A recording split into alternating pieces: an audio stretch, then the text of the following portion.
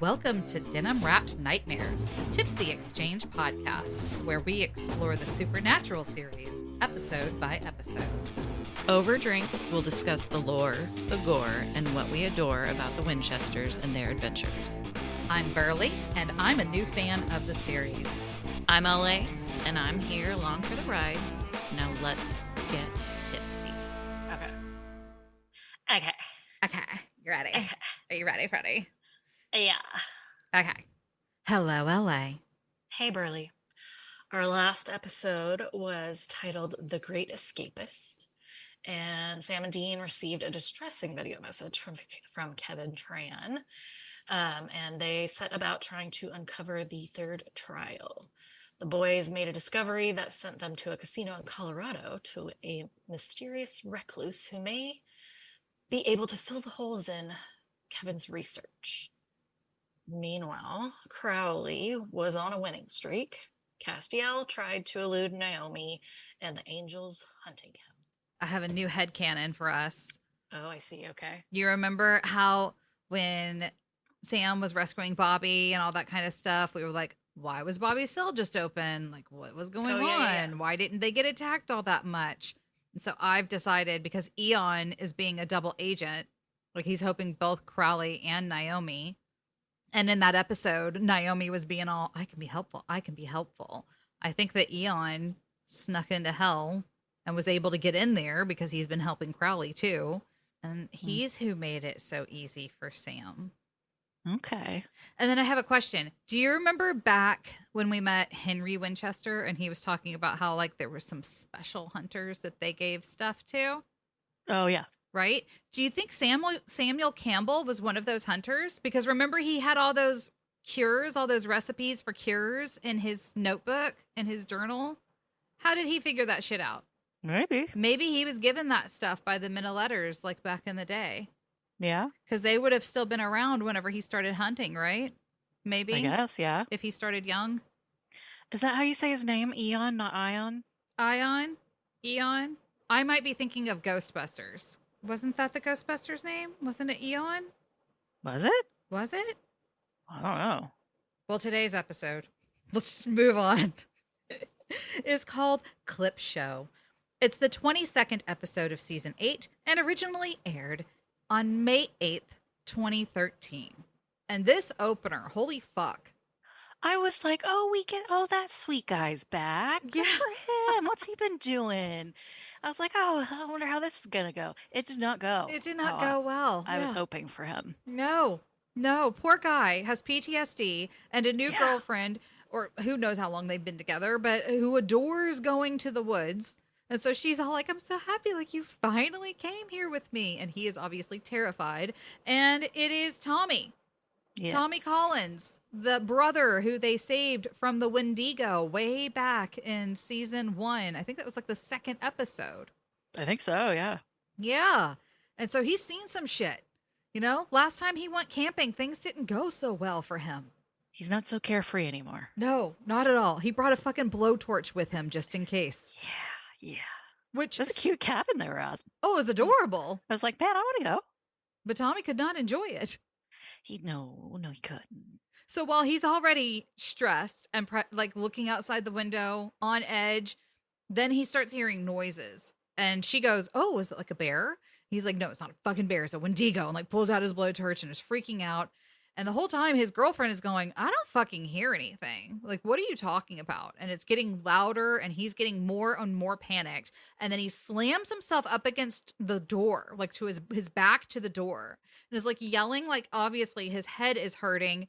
And then you see just like the blood starting to like well up in his face and like coming out of his eyes. It was like, at first it was just coming out of his ear. And I was thinking, oh, it's from whatever he's hearing. He burst his eardrum. But then the eyes and the face, like, and he's like screaming. I mean, the actor did a phenomenal job in this very short scene. Like, holy shit. And we got our 71st blood splooge of the supernatural series because poor Tommy, his head exploded. Yeah, it went all over his poor girlfriend, all over the girlfriend, all over the wall.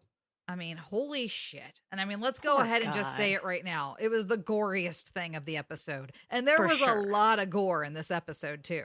Yeah. But fuck. Like LA, it's pouring in Dallas today. So we're on Zoom right now. And so we sat down, like synchronized our watches and started the episode. And it's like we're texting each other at the same time, like, oh my God.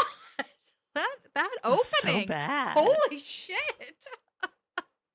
Couldn't wait to get on the call. Well, back at the bunker where it's safe and sound and there aren't crazy noises going on, Sam and Dean are going through the Mend of Letters files, looking at everything they have regarding demons, hunting them, exorcising them, cases about demon possession. He said that they had like every demon possession. What did he say? Over the past 400 years, I think it was. Yeah. And they were up to Lizzie Borden. I thought that was funny. Yeah, And Ichabod Crane. Mm-hmm. I was like, oh, that's a fun little name drop there. They're trying to go through everything to figure out what the fuck Metatron could have meant by curing a demon. Because apparently Metatron did not elaborate. Yeah, real nice. As to how you accomplish that. Which maybe he didn't know. He's just the scribe. Castiel comes walking in. They scooped him up whenever they saw him last. And he's healing up, but not as quickly as he would like. And then he tells Sam, and you're getting worse. Yeah, I know. Sam's like, yes, I know. I know, Castiel. Thank you. And Dean is still not happy with Castiel. Bitter. Oh my. Not at all. He tries to come back into the library to feed Sam to try and get him to eat. Poor Sammy. I also I'm liking Dean just being like a little mother hen. Taking care of Sammy. Well, I mean, that's probably what they did when they were younger. Keeps coming out with the tray and everything, even though it's that- not a nutritious meal. I was about to say the fact, like, whenever you put together the tray for the stew, that's like cute. But the fact that he bothered to put together a tray for this, like, Dean comes in and is like, girl dinner. It's like half a beer, some peanut butter cups, and jerky. Yeah. And then he was like, yeah, okay, we're running low. Yeah, I need to go on a run. And whenever Sam was describing how he was feeling, and Dean was like, yeah, I've had that hangover, Jaeger. And I was like, yes, I've had that Jaeger hangover as well. Like, still, I don't think I've had Jaeger in coming up on 20 years. And I still can't even smell Jaeger without immediately feeling nauseous. Like, don't do it, kids. Dean ignoring Cass. Whenever Cass is like, I'll go with you. I'll go with you on your food run. Until Cass is like, I'm sorry. And then Dean's like, oh, you're sorry? What are you sorry for? And just starts naming off all his transgressions. And he goes, sorry, he's not going to fucking cut it this time, Cupcake. I'm out of here. When Cass is like, oh, well, Sam's more damaged than me. Can we stop saying he's so damaged? Can we just say that he's not well? The poor kid. I mean, especially because Sam had Cass's back. Sam tried to tell Dean, like, hey, chill out, man. Use a different way to describe poor Sam's condition. It was so funny whenever Dean and Castiel are going back and forth, and it just would show Sam just kind of sitting there awkwardly every once in a while. Then he finally clears his throat before Dean can storm off to go get more food. And he's like, hey, do we have a room 7B? So they go down to this area that's like in obviously their basement area for even deeper down because it goes so deep. It does. So deep. They walk into the room. It doesn't have a light, apparently, or maybe they need to change the light bulb. I bet you they just need to change the light bulbs. So they've got their flashy lights. And it's like the archives, I think. Yeah. Because there's more file boxes in here. So they find whatever it is they were looking for. And Dean was like, what are we looking for? And he was like, I don't know. This is what the name of it is. And there was just like a note out to the side that said weird with 3 exclamation points. That was funny. So I figured it's something we probably need to look at because, everything we're looking at so far, we've already seen, and we're not getting any new information with most of the stuff. While they're down there, Dean also happens to notice a weird, like, semicircle thing on the floor, and then finds out that one of the shelves, like, rotates out to a hidden compartment of this room. They've got a dungeon. Oh, yeah. They were very excited about it. Well, Dean was. Sam was more like, so we've got a dungeon? And Dean goes, finally. There's like handcuffs hanging from the ceiling, multiple handcuffs from the wall, a devil's trap on the floor, a devil's trap on the ceiling. Like this thing is locked down to hold a demon or several demons, it looked like. It was nice and neat. I mean, even the devil's like that's the prettiest, most neat devil's trap I think I've seen on there. They used a giant protractor for it. Oh, did they? They did. That's how they got it so perfect. Okay. They were the Menoletters. Remember, they were ahead of their time. That's true. That's true. Yep. So they're very excited about their dungeon. And they're like, okay, let's go watch this film that Sam just found that's supposed to be weird. Exclamation point, exclamation point, exclamation point. I loved when they sat down for movie night. Cass was the only one with popcorn. Yeah. He had like some Jiffy Pop sitting in front of him. And I love that their little library table is so big that they're like having to yell at each other, like, who's that? What's that? Well, anyway, in the video, we see Josie, sweet Josie, not Josie Abaddon yet, just Josie. No. And she's filming, she's documenting this exorcism. And there's a really young, cute, hot priest. He was terrified. It was his first time. He was so scared. And then the elder priest was way more confident about what they were doing. And they had this elderly woman chained to the floor. The cuffs had the same magic spell etched on them as they just found in their dungeon. And she's all being malicious and evil, you know, because she's a demon. She's got the black eyes and blood around her mouth and like, ah.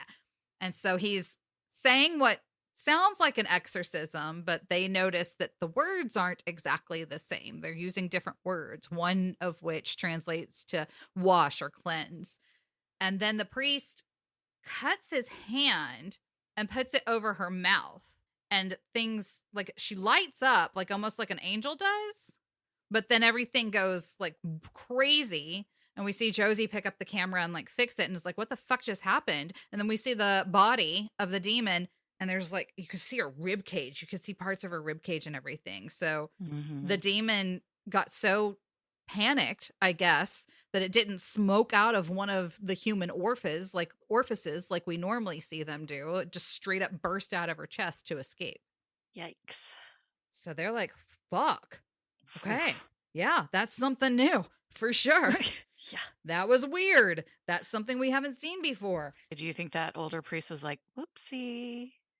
I think that showed him on video. I think he straight up did this. He like went, whoopsie daisy, just like this with his finger into his dimple. Like, ooh, I will. That didn't go the way I planned. They figure out that the older priest passed away in 58. So not too much longer after this crazy, weird fucking exorcism that they just watched. But the younger little cutie priest, he's still alive and he's still living in St. Louis. So they're like, let's go. It's worth the drive. But then Dean says, but not you, Cass. You stay here and think about what you did. Sam and Dean meet with the priest who explains that one thing, he was good. He didn't need to participate. I do not blame him. Yeah, I think I might be the same. He was like, I was good after that. You know, I didn't need to do anything else. But Father Thompson, he kept trying. He kept experimenting. He thoroughly believed that he could save a demon. And they're like, what the fuck does that mean? And he said, demons are human souls. They're just corrupted and tormented from their time in hell. The father believed he could save them. So yeah, he kept trying. And then Sam is asking him clarifying questions before he coughs some blood into his hand. So he excuses himself to go to the bathroom to clean himself up and take care of what he needs to take care of. The father is like, is he okay? Like, no. Holy shit, is he okay? And Dean says, no, he's not. He's not okay. But he's going to lock hell. Like, he's going to close down hell, shut the gates of hell so that monsters like what you saw back then won't come up here and torture humans anymore. And he was like, that guy? Really? And Dean, he was so proud of his brother. He was like, I've seen that guy do things that I would have thought were completely impossible. So yeah, that guy. So are you going to help us or not? And he said, let me go get Father Thompson's stuff about the weird shit he was doing with his blood. Do with it what you will. Meanwhile, Castiel did not stay put and focus on getting better. He instead decided to pop up to a convenience store and purchase Dean some of his favorite things. It was so cute. I was like, as he was going around, I was like, oh, I see what he's doing. That is adorable. At first, I wasn't sure, but then when he went for the Busty Asians magazine, that's when I was like, oh, he's getting a present for Dean to try and get him to forgive him, since just doing puppy eyes and saying, I'm sorry, didn't work this time. What was it? Like jerky, toilet paper, beer, the poor little young clerk chasing him around the convenience store. Yeah, he made it quite a mess. Just leaving doors open, just look at something, squeezing that egg to see what that was all about. And then his desperation for the pie. I need it. He's really trying. He really needs that pie so that he can get his apology across. It was really funny. Well, then Metatron pops in. And I was like, Cass, leave him alone. Leave this poor, what do you say? Leave the virgin alone. Leave this poor kid alone. I think that you and I have some stuff to talk about. We're both, free thinkers. We're both on Heaven's Most Wanted list. Let's go sit down and chat somewhere. Metatron also explains to Cassiel that he's been talking to, his contacts. What do you say? Looking at his heavenly nook and crannies. Is that what he said? Something like that. Spying around. I have some heavenly nook and crannies too. Oh, okay. God-given. Oh. Anyway, Metatron's not fucking happy with how things are going in heaven. Like, he didn't particularly like what was going on with the archangels, but he really doesn't like what's happening now. He said there's all these factions that are going on up there, and they're all at war with each other trying to get control. And that Naomi's part of it, sure, but there's a lot of other shit going on. And he said, we got to punish them. I know how to close the gates of heaven. So now we're closing the gates above and the gates below. In the meantime, Sam and Dean have returned to the bunker. Cass isn't there, but they're going to go ahead and go through Father Thompson's stuff. Like, they're not waiting for him. They're not going to go look for Cass because Dean still has a stick up his ass about everything. They find where he was actually successful with a demon. It's another recording. And this is a gentleman who, strapped exactly as though you just saw the woman. And Father Thompson is injecting him with his own purified blood. Like, he had gone to confession and purified himself and then took his blood and was injecting it in the demon and, like, asking the demon, like, how did you feel when you ate those children? And at first, the first thing the demon said was orgasmic. I was like, ugh. Yeah. And it was like the man's children that he inhabited. Yeah. Ugh. Just, okay. And so here's my whole thing. Like, la-di-da-di-da, question, injection at the end. Then he puts his hand on the guy's mouth, cuts his hand to put it on his mouth. The white-like thing happens again.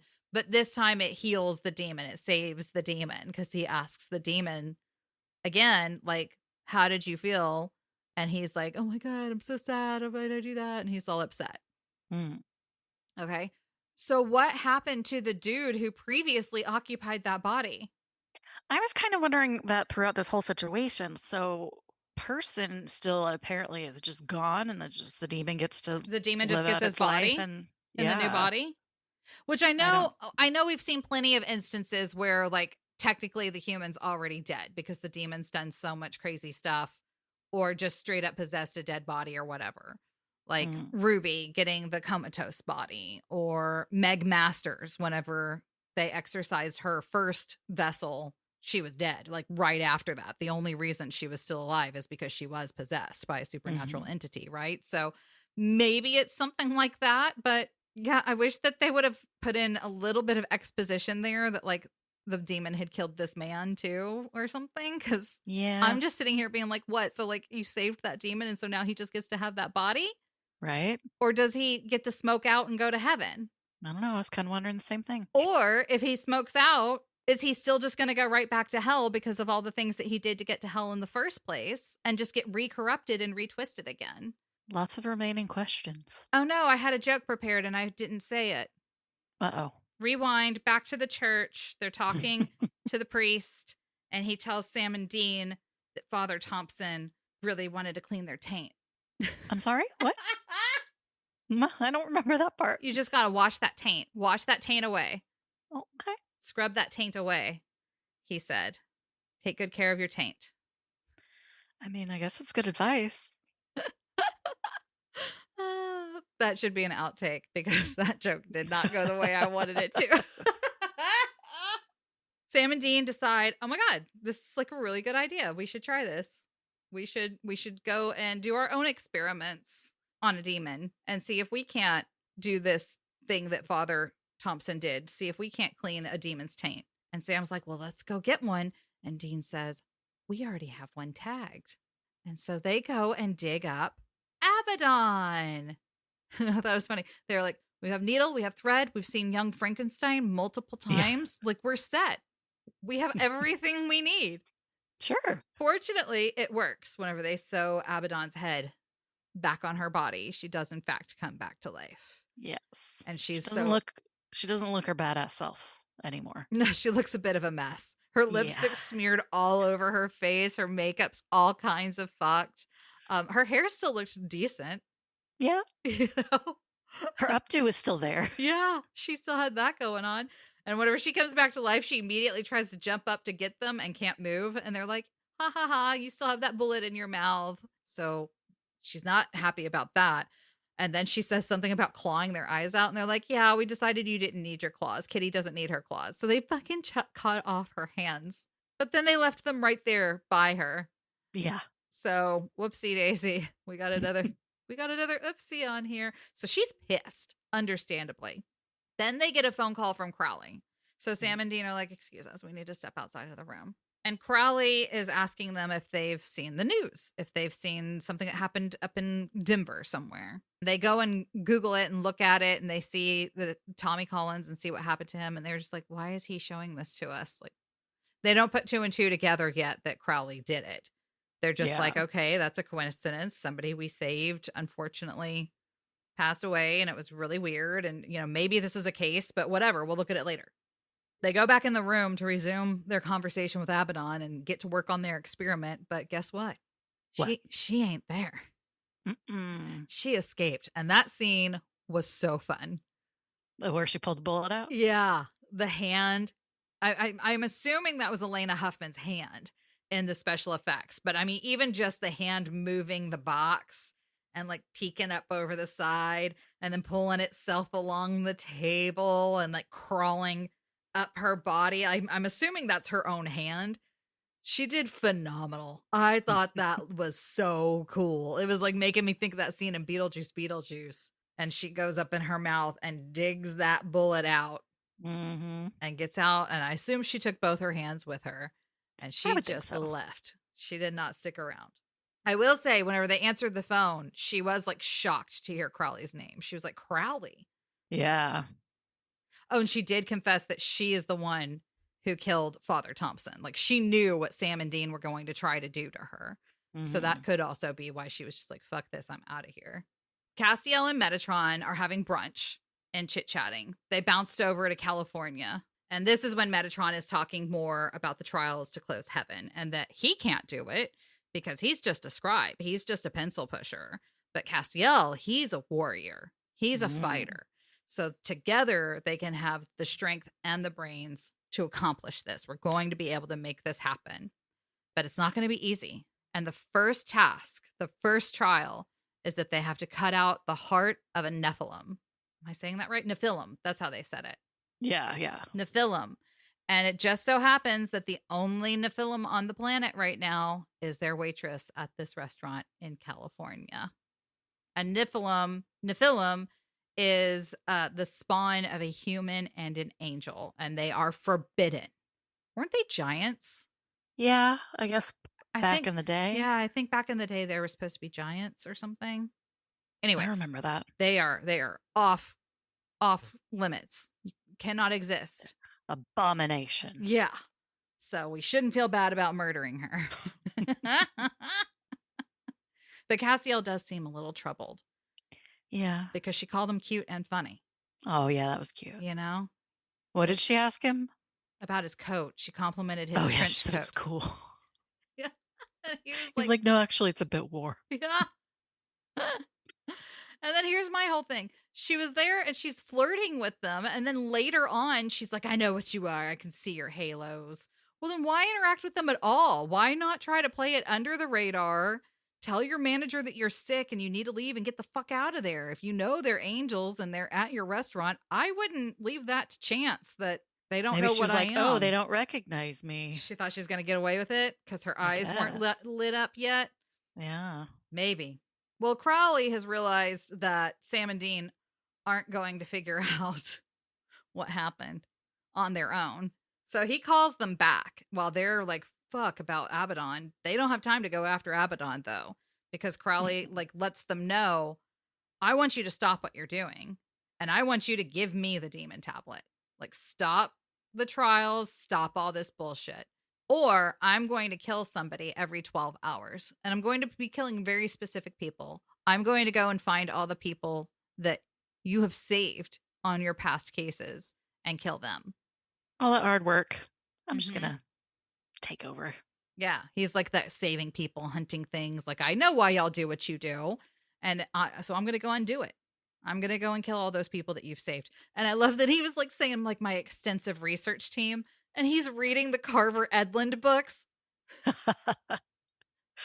That was pretty funny.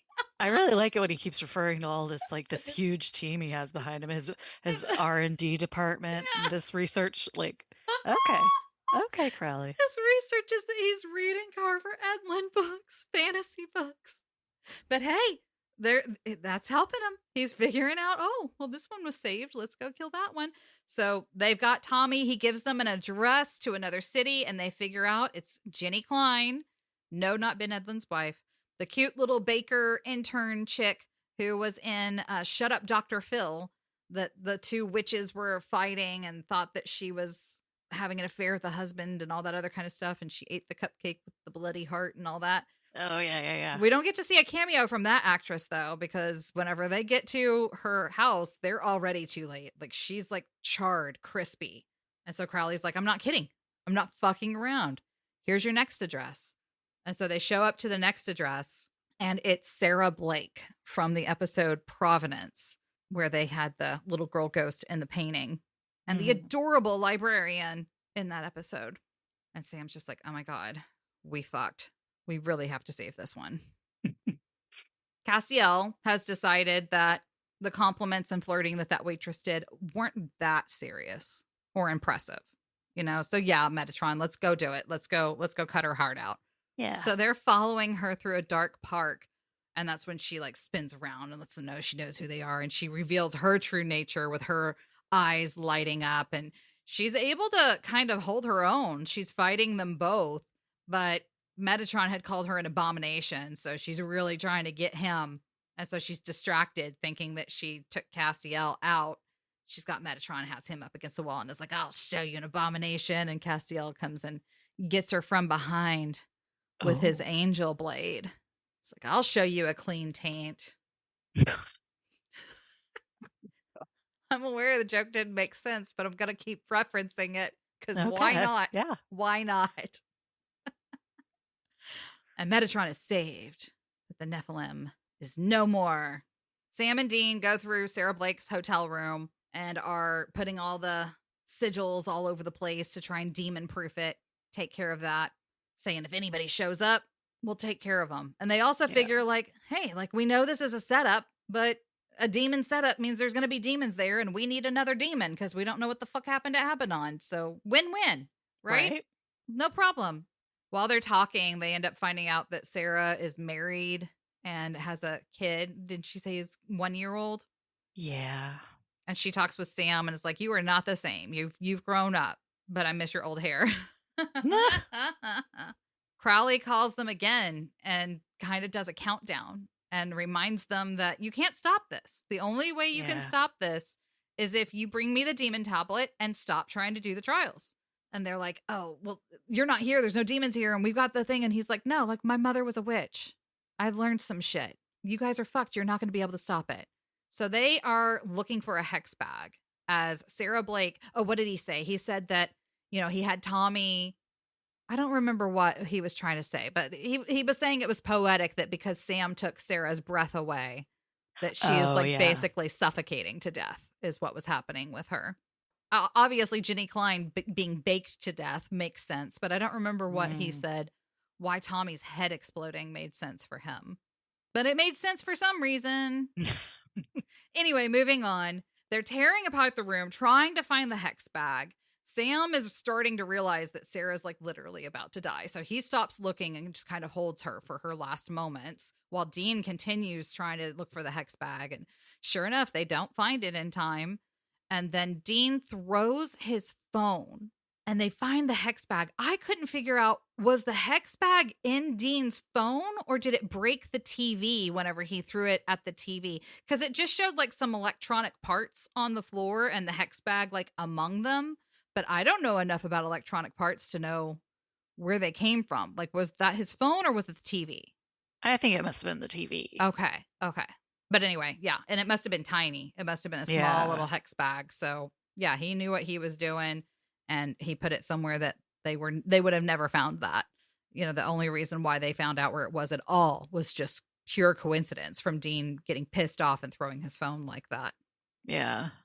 Back at the bunker, Sam is saying, we got to do it. Like, we got to give in to Crowley's demands. We got to go give him the tablet. We got to stop doing this because I don't want to. We just watched somebody die. Like, I don't want to do that again. Like, I want the people we saved to be saved.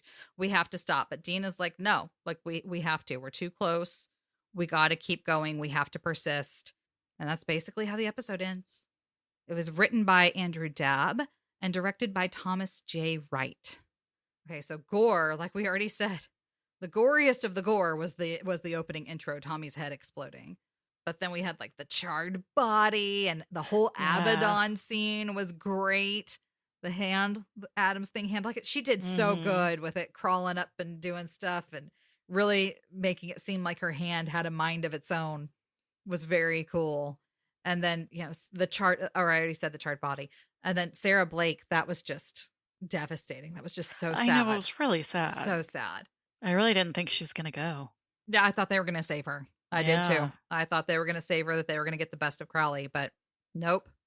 So I wonder if we're going to get to see any other past characters that they've saved from previous episodes in the season finale.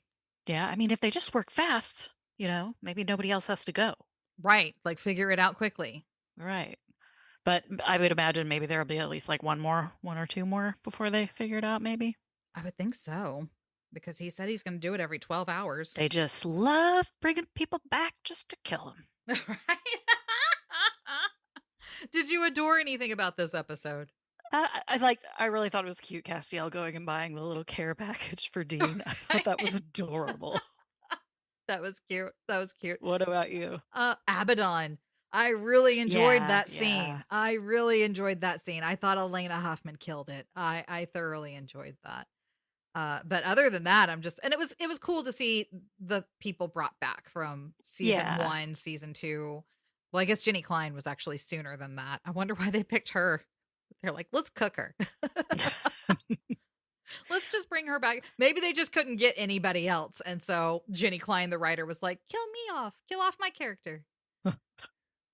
Char her up and bake her real good. What about lore? Since we're going to most likely see her again, we're going to talk about Abaddon. Yay. And there were a few lengthy articles, but we found a succinct summary over at gotquestions.org. I like that name. Right. Got questions? Yes, I do. All right. The name Abaddon or Apollyon appears in Revelation 9:11. They had as king over them the angel of the abyss, whose name in Hebrew is Abaddon, and in Greek, Apollyon. In Hebrew, the name Abaddon means place of destruction. The Greek title Apollyon literally means the destroyer. Oh, damn. That's kind of cool. Yeah. I have a feeling she's going to fuck some shit up then, right? I hope so. Oh, that's going to be fun. In Revelation 8 through 9, John describes a period during the end times when angels sound 7 trumpets. Each trumpet signals the coming of a new judgment on the people of earth. When the 5th angel blows his trumpet, the abyss, a great smoking pit, will open and a horde of demonic locusts will rise out of it. Fun. Yay. Revelation 9:1 through 3, the creatures will be given the power to torture any person who does not bear God's seal. Verse 4. The pain they inflict will be so intense that sufferers will wish to die. Verse 6. Abaddon, this is really, really lightening the mood. Right? Abaddon Apollyon is the ruler of the abyss and the king of these demonic locusts. I remembered her talking about how much delight she takes in killing people. When she was talking about Father Thompson, she was like, yeah, that was sloppy. Like, I just had to get him off the board. He was fucking shit up for us. But what I did to the men of letters, that shit was art. I want to see it. Maybe they'll give us a flashback. Yeah, because we followed Henry. We didn't get to see everything that she did to all the men of letters before she went and followed him. Right. So it would be fun to see, what she did. See what destruction she can come up with. And then locusts. Do you remember when we were at that pool party and that locust was coming near us and B was freaking out? And so I flicked it and it went, wing. Oh, yep. That noise it made.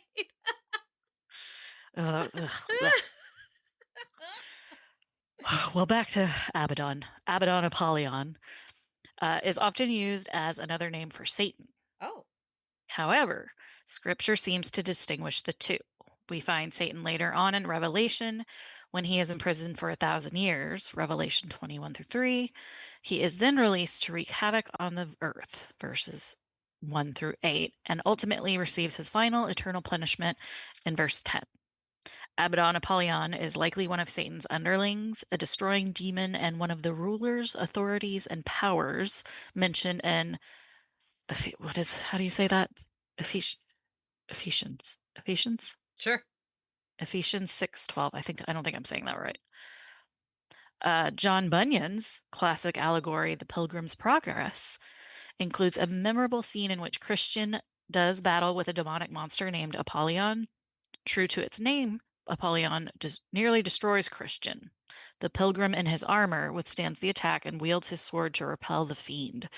Bunyan's Apollyon is a symbolic representation of our spiritual enemy, but the inspiration for the character is literal.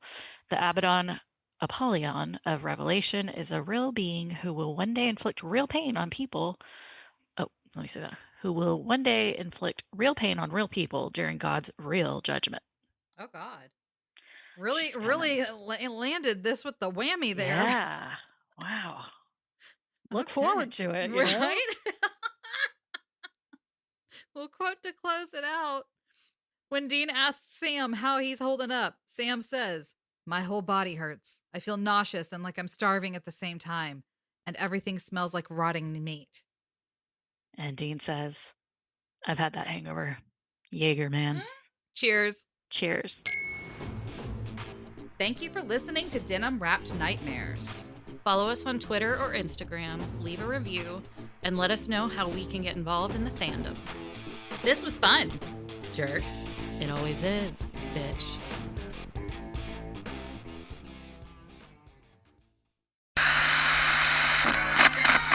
I started watching in 2005, and my parents raised me on Led Zeppelin and Styx and Toto and a lot of these classic rock bands. And so when I started hearing this in the show on WB, it's like, wow, this is great. No one's doing this.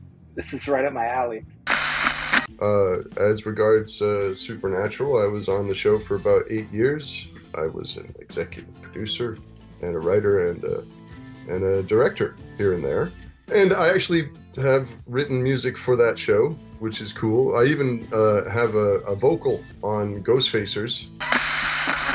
I just think Supernatural is a really great example of how you can combine cinematography and music to just make something even better than it already was, even if it already seems really great by itself. On September 13th, 2005, the WB television network aired a pilot for a new show, starring a couple of young guys in a classic car, hunting monsters and jamming to classic rock. Listen, we all know where this is going. Both Denim-wrapped Nightmares and In Defense of Fandom podcasts only exist because Supernatural aired 20 years ago and successfully created a cult hit phenomenon that's still going strong today. We wanted to honor the show's anniversary and ongoing legacy. And what better way to do that as an audio medium than to look at the music of Supernatural? One day I was just sitting in my office and I was browsing the internet and I saw this website for this TV show Supernatural, and you could change the radio stations. It was like a Flash website when Flash was still around, and you could change the radio station on the dial of the car. And I remember listening to the soundtrack going like, damn, that's what I've been missing. You know, it's like, this is the stuff that I've been longing for. And the song itself, it's weird because maybe it didn't start out that way, but I think the song represents my relationship with the person I wrote it for, kind of similarly to the way Misha Collins probably feels about the character of Dean Winchester. The first thing I was like, okay, what do they listen to? Is like, all right, Dean's a classic rock guy, and you know, and then we started to just go down that road of like, what music would be jingling around in their heads, you know what I mean, as characters. For me, that's what'll stay with me for years to come. After I've forgotten all of the episodes in order, I will still remember that this cast and crew are just steeped in creative acts of service.